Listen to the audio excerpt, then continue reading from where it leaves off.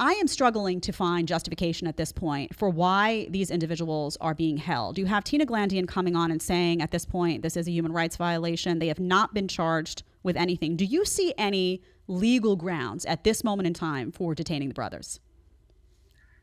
Well, no, I think I agree with Tina. It's a significant violation of EU guidelines. It's a significant violation of human rights, and it is impeding on international law. Because in reality, what's happening is they had 9 months to investigate, and they wiretapped the brothers. They were looking at their private communications. They had the witness statements of the women. They had psychological reports. And even then, that wasn't strong enough. And now, since then, they detained them, and we know they've detained them for a month, and it will be for another month while they investigate. But you can never have a scenario where you basically detain someone and take away someone's liberty, and then investigate and try and find the evidence. What it should be is, as it is in the United Kingdom and in the United States, but I can speak to the United Kingdom more. Ordinarily, what happens is the police look into the information, they analyze the information, they look at both the pros of the case and the cons of the case in terms of being able to prosecute. And only when they've established all the information, all the evidence, do they then pass that information on to the CPS, which in this case is, in the UK it's called the CPS, but in this case it's called the prosecutor. And then the prosecutor looks at it and he makes a decision. Look, is this information strong enough to go that when I take it to court, it's going to be beyond a reasonable doubt? So that's the basis of it. But right now, what they're saying is the judge is saying, guess what? The information you've given me gives me suspicion, reasonable suspicion. So that's a well below the threshold of beyond reasonable doubt. So based on that, I am going to remand. But guess what? You need to find me more information. And only when you do will we be able to take it to the point where we can try and prosecute or convict.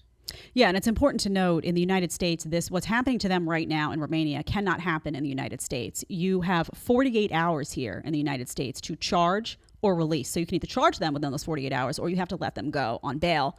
In Romania, as was just discussed, they can apply for a 24-hour hold, a 30-day extension, and that can repeat up to 180 days. Now, these are U.S. citizens. You know, Tina Glandian was on television, I believe it was yesterday or the day before. The reason she was brought in is because they are U.S. citizens. Suleiman, in your view, is there nothing that can be done legally to protect a U.S. citizen who is clearly in a circumstance where, and we're going to dig through why, there seems to be corruption, there seems to be a lot of nonsense going on in terms of how the case is being handled.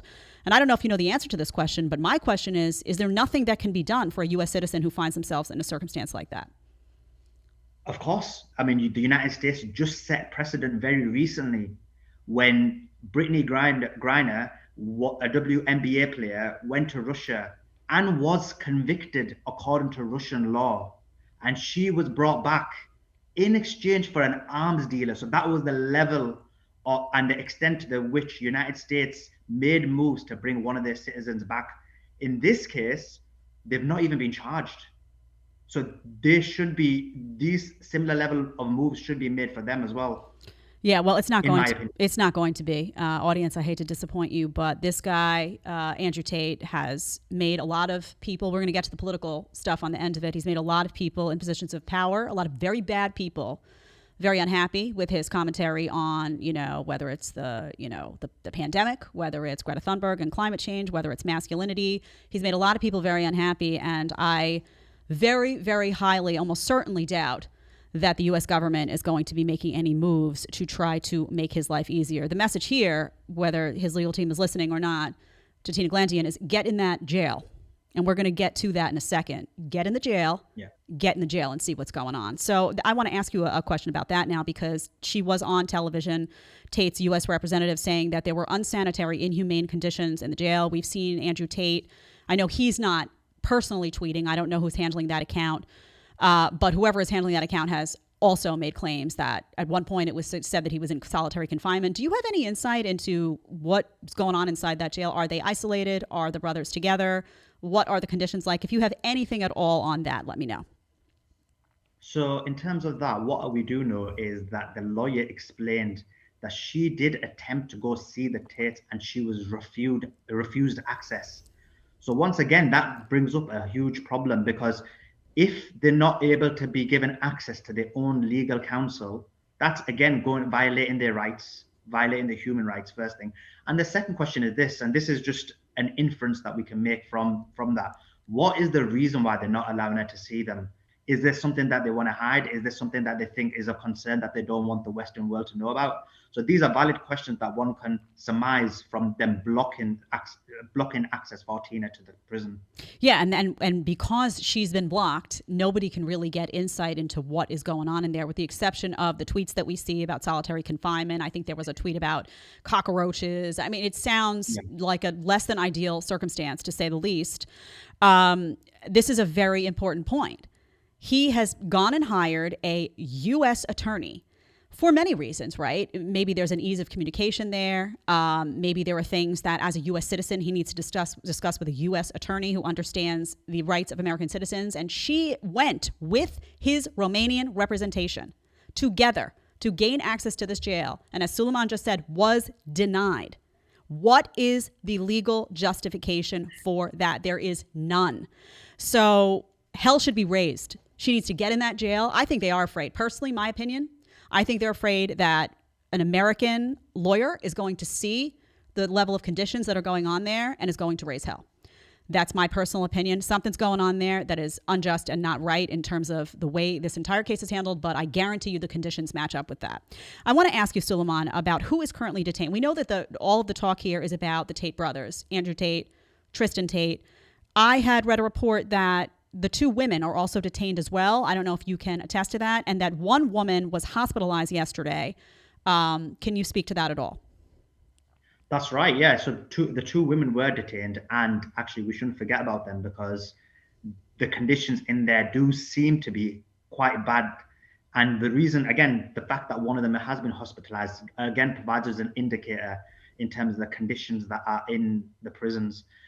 So both of them work for the Tates, PA and assistants, as far as I remember, as far as I know, and they've been detained as well. And I think we'll be talking about that in a lot more detail because what's the reason why they've been detained? What's the reason why certain victims are called? Certain witnesses have been called victims. That's something I guess we're going to have a deep dive about. Yeah. Yes, we absolutely will get to that. Just to quote Tina Glandian, the lawyer, she said, quote, "We're deeply concerned about them being held inside. You hear horror stories sometimes of things that happen while people are in pre-trial detention.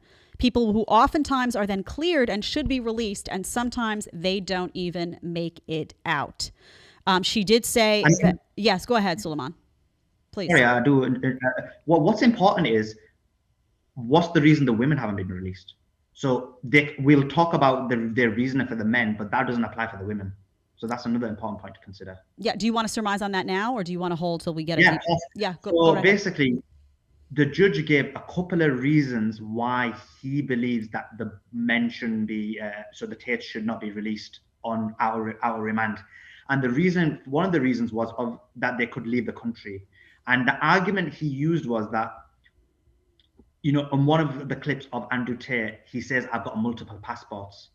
And the worst thing about that is that video clip from social media has been used. And for me, that's just unacceptable. Like, if you're being viewed from the international perspective, you need to do things in a high level manner. So just to think that they've used something from social media to make a decision is horrendous, because what you should be doing is to determine if someone's got passports is to ring embassies and ring the requisite countries and find out if they have the said passport. So that's the first thing that they have concerns with. And someone like Andrew Tate, he won't be able to leave the country. He's a well-known, popular person, one of the most Googled mans on the planet. If he was to move countries or go to any other country, people would know about it, and then he'd be on the run for the rest of his life. So it's just a ridiculous notion that they think that would happen. And the second thing is that they said that by letting Andrew Tate go, the view of the people about the judicial system in Romania will decrease.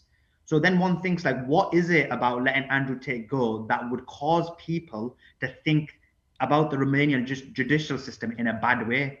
Well, the only thing one can surmise is that they're concerned that Andrew Tate, who is a very influential man, will speak. And when he speaks and talks about his accusations, it's going to make them look foolish. And so for that reason, they don't want him out. So that's the reason they don't want him out. But then that can't apply to the women, because what's the reason they've been held? They don't have no social media impact. They don't have influence on society. There's been no claims that they have multiple passports. So what's the reason that they're being held? So it's just another example of injustice. So I would surmise that the reason that the women are being held is because there's a fear that they would speak out and that they would get on social media. You've seen, and we'll get into some of the other women who have been labeled as victims, who've come out and said, actually, we're not victims. There was an update on that last night. That's outrageous, in my view, that we will get to as well. But I think there's a fear of exposure as to what's going on behind the scenes. And if they're so concerned, frankly, about the Romanian judicial system looking bad, how do they think it's going to look right now with what's going on, that they're being held without charges? I mean, people's perceptions of what's going on in Romania in terms of DICOT, in terms of the political system, in terms of the manipulation are already pretty poor. And the longer this goes on without justification, the worse it's going to get. One quick note about social media that I will respond to is that if they are using social media as a basis for why an Andrew Tate would be a flight risk, and my audience knows I've mentioned this several times about why I thought, oh yeah, they're worried about a flight risk because of that exact clip that Suleiman just brought up. What else are they using social media as a basis for? I mean, is this guy imprisoned based off of social media clips? I have to ask, because where is the evidence? If they're using social media as a basis for one thing, is it not, possible that they're using social media as a basis for something else? Highly probable, in my opinion. If you like the short clip and want to watch the full episode, click here. And if you want to connect with me one-on-one on Connect, you're going to click right here. Let's get to talking.